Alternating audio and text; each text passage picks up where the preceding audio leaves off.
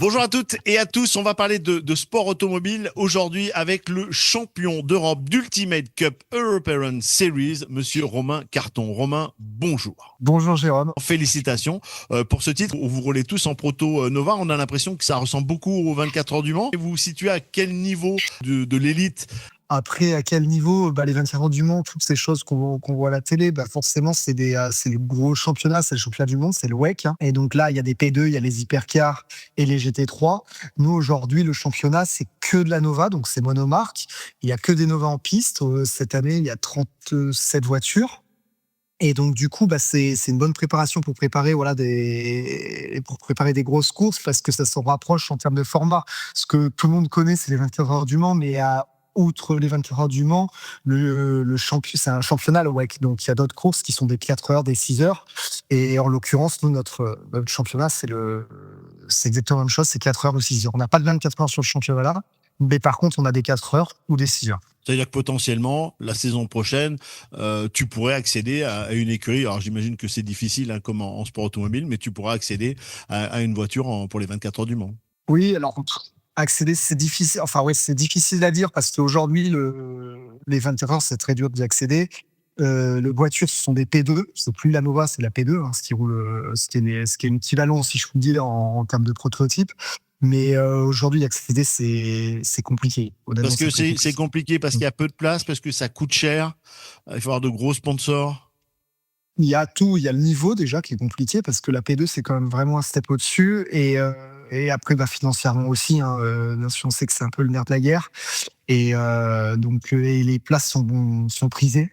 Donc après bon, on sait pas ce que l'avenir peut réserver, mais en tout cas faut continuer de se battre et d'y croire. Mais c'est vrai que le P2 c'est compliqué aujourd'hui, c'est de se concentrer quand même sur la Nova et de performer dans ce championnat là quoi. Pilote auvergnat, champion d'Europe, c'est un de tes plus grands titres?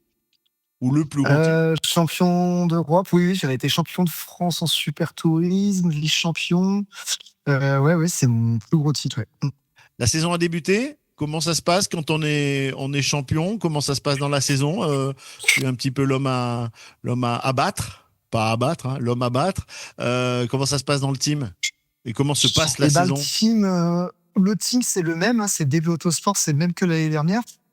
Exactement pareil. Les coéquipiers ont un petit peu changé. On a un nouveau coéquipier qui est avec nous, qui est Steven Thomas, qui est un Américain. Et après, le championnat a pris du niveau aussi. Il y a de plus en plus de monde dans le championnat. Comme je disais, il y a 37 voitures. L'année dernière, on devait être 27, donc ça fait 10 voitures de plus quand même.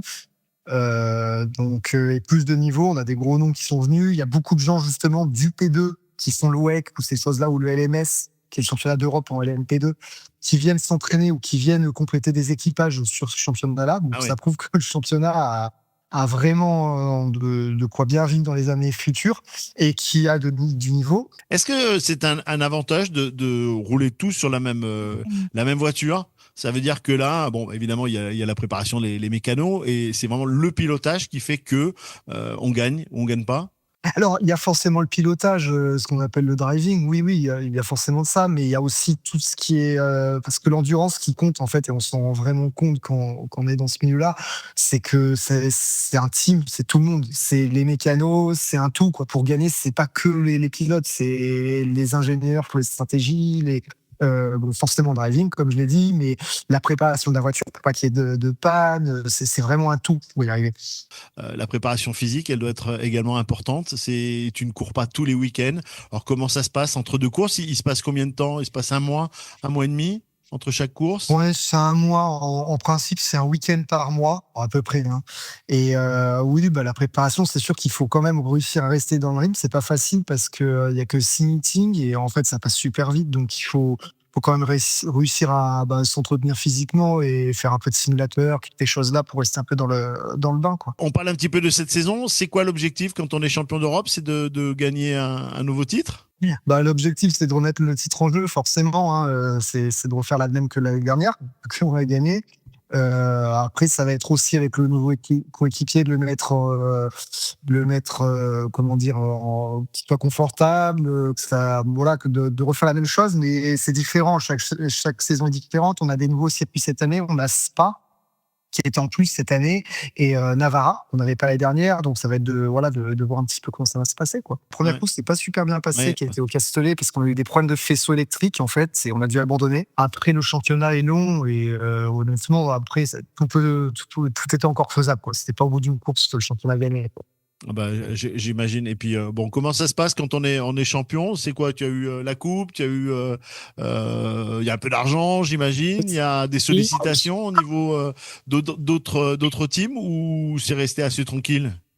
Non, c'est resté bon, assez tranquille. Oui, il y a eu la cérémonie de fin de saison. On a eu bien sûr le trophée, hein, ce qu'on veut tous. Et non, non, après, bien sûr que ça permet aussi d'avoir de la visibilité pour chaque pilote, parce que gagner le titre, c'est quand même c'est ce que tout le monde veut, quoi. Ça permet d'avoir des sponsors supplémentaires parce que comment ça se passe Aussi, bien quand on sûr. est pilote, tu es payé par la team ou tu trouves tes sponsors pour vivre? Non, c'est surtout d'avoir des sponsors. Aujourd'hui, honnêtement, à ce niveau-là, c'est même à très très haut niveau, c'est compliqué. Aujourd'hui, vraiment dans le sport auto, d'être payé, c'est compliqué. Donc, c'est surtout avec des sponsors. Voilà. Après, il y a plusieurs solutions financières, mais c'est surtout avec des sponsors.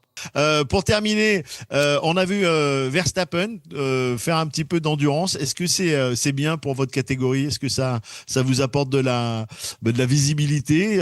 Moi, j'en parle, tu vois. Je suis un fan de F1, mais l'endurance peut-être un peu moins. Mais j'en parle parce que Verstappen était chez vous. Et ben, Verstappen, ouais, non, alors, ça apporte pas grand-chose sur notre championnat parce que c'est pas du prototype, Oui, c'est du GT3. Mais par contre, c'est hyper gratifiant parce que GT3, c'est ce que j'avais fait il y a 2 ans. Et c'est exactement ce qu'il fait cette année. Donc on se dit, c'est quand même, et comme il l'a dit, je crois, dans un interview, c'est le plus gros niveau au monde en endurance. Honnêtement, GT3, et même lui, il vient là-dedans. Donc c'est sûr que c'est gratifiant. Et puis de se dire d'avoir roulé dans les mêmes voitures que Verstappen, quoi. bon, et Et dans le puis même championnat. et il dit c'est enfin du sport automobile. Il pense pas à la batterie. Ouais. Il pense pas à la Après, batterie. c'est un débat, ça, mais ouais, ouais. C'est un C'est débat. Bon, sûr. passons. C'est l'avenir, mais Mm. voilà. Mais c'était le clin d'œil. Bon, Romain, merci beaucoup. On a fait un petit point. Bon, on se court après depuis pas mal de temps, mais on Mm. va se tenir au courant. Cette saison, elle est longue, tu l'as dit. Dernière course, ce sera quoi? Octobre, novembre, c'est ça? Novembre. Novembre. Fin novembre, ils l'ont décalé. Ça sera au Portugal, à Portimao. Ils ont décalé la course parce qu'il y a un problème, je crois, avec le MotoGP, il me semble.